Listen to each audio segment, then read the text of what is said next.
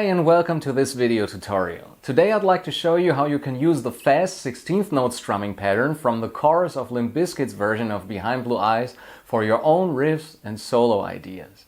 Even though Limp Bizkit's version of the well-known The Who song Behind Blue Eyes doesn't come close to the original, I've actually preferred using this version in my guitar lessons for many years because in terms of playing technique, it's a bit more straightforward and structured than the original version. Especially the picking patterns in the verses follow the same scheme throughout Limp Bizkit's version, whereas Pete Townshend's playing in the original sounds a bit more improvised and is therefore more suitable for advanced guitarists. For many of my beginner students, however, this song is already quite a big challenge. The tempo of 120 BPM, the constant eighth notes in the verses, and the 16th note section in the chorus, which is what we're focusing on today, all need to be practiced carefully and, more importantly, clearly understood. So first I'm going to show you the exact rhythm of the chorus section, once again using the Hydrogen drum machine, a free drum computer that I like to use in my lessons as well as for creating my own song demos. To understand this part, we only need 3 different patterns and the stick element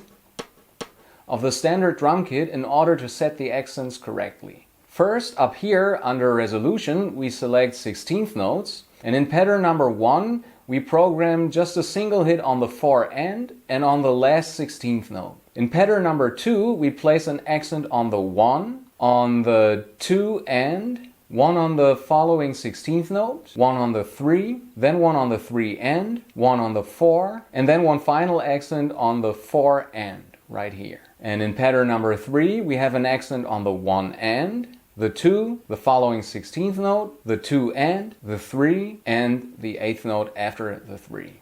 You can also see that I've marked the spots where an E sus4 chord is played instead of an E major chord in red by increasing the velocity of the hits. That way I've always made it easier for my students to recognize while learning the passage where they need to play the sus4 chord and how long they need to hold it. Here you can now see the tablature. I've written the corresponding counts above it. You can also see the correct picking symbols below. Especially with upbeats and syncopations like the ones we find here, it's extremely important to use the correct picking directions so that you stay in the groove and don't risk stumbling or losing your place. When you play 16th note based rhythms, quarter notes and eighth notes are always played with downstrokes and 16th notes with upstrokes because it's 1, E and A, 2, E and A, 3, E and A, 4, E and A. All the E's and A's represent our 16th notes, so they're upstrokes. That means if you leave out individual strokes, you don't change the strokes around them. That's how the strumming pattern in our example is created. You should pay special attention to the 4 consecutive downstrokes in the second pattern and make sure you play them exactly like that and don't fall into alternate picking there. I'll first play this section for you at just 60 BPM. After that, I'll play it again at 120 BPM while you can see both the tab and the Hydrogen drum machine on the screen.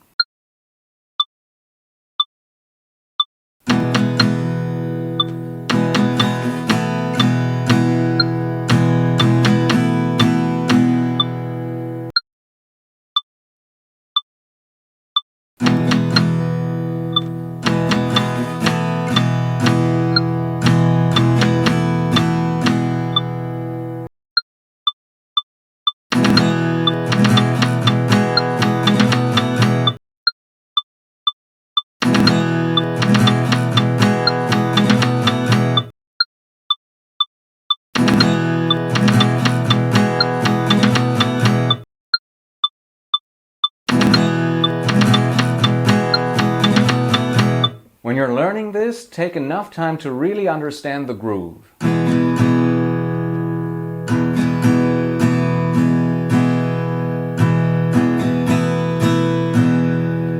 Later, it's best to try playing it with a regular metronome and also along with the studio recording of the song. Now, however, I'd like to show you a few ways you can use this kind of accent pattern for your own ideas. First, we'll copy the rhythm 1-to-1 and create a few power chord based riffs with it. If you're still at the beginning of your creative musical journey, I recommend starting by combining just 1 or 2 power chords. For example, it could sound something like this. I'll just take E and G. First, let's play this slow.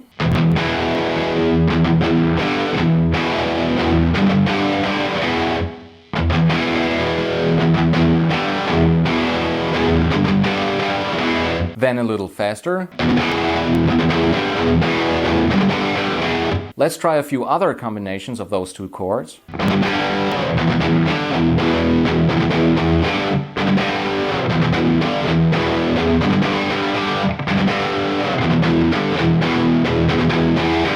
You can see that even with just two chords, you already have a lot of possibilities to combine them. Try the exercise first without a metronome and record your best ideas right away before practicing them again with the metronome and turning them into a proper song. After some time, you can gradually add more power chords. I'll stay in E minor here.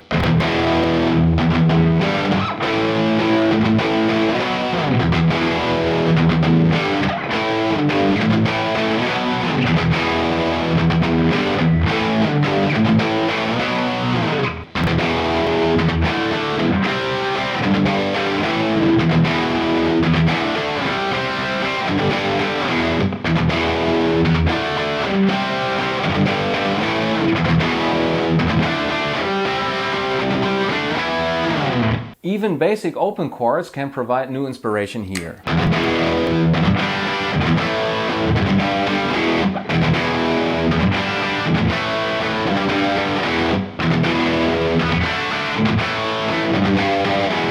Next, we'll combine power chords with single notes. Follow the same approach as before, start with just a small amount of note material.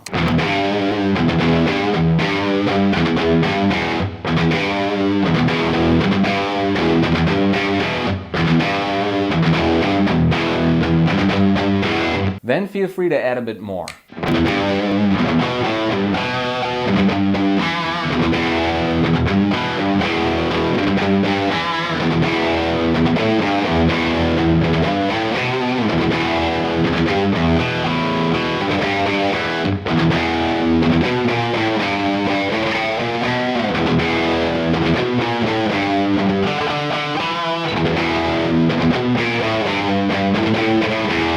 You can also combine ideas that you've collected earlier.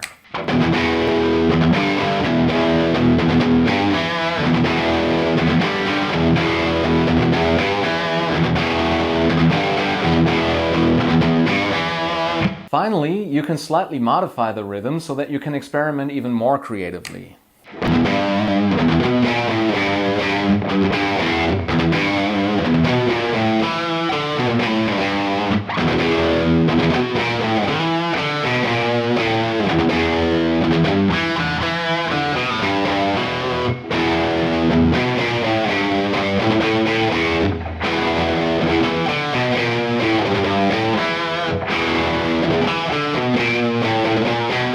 And lastly, let's take a look at how you can incorporate this kind of accent pattern into your solos.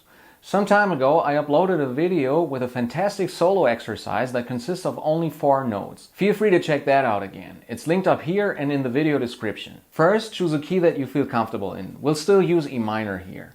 Then take just 4 notes from one of the 5 scale shapes in that key and improvise a few figures using the rhythm from Behind Blue Eyes.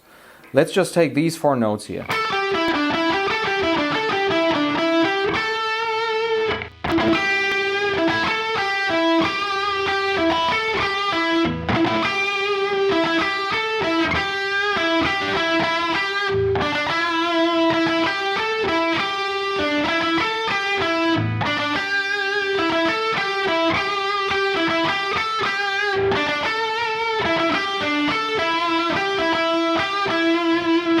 Once you're comfortable with that, you can start adding a few phrasing techniques.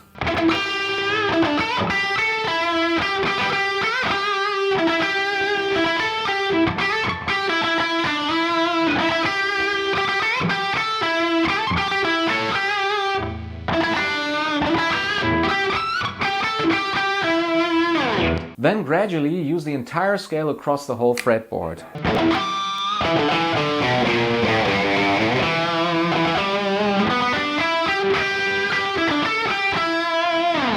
And apply the principle while playing over a backing track. I've picked out a backing track in A minor.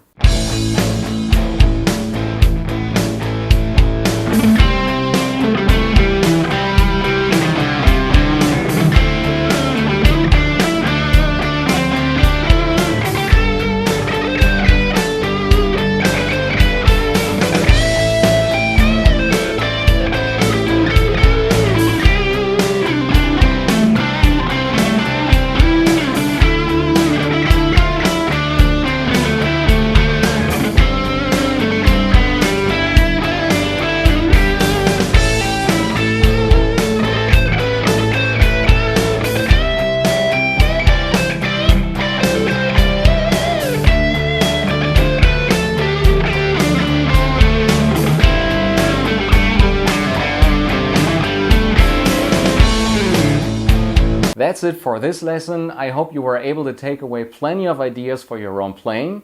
I wish you lots of fun and success writing your own riffs, songs and solos, and I'll see you again in the next video. Until then.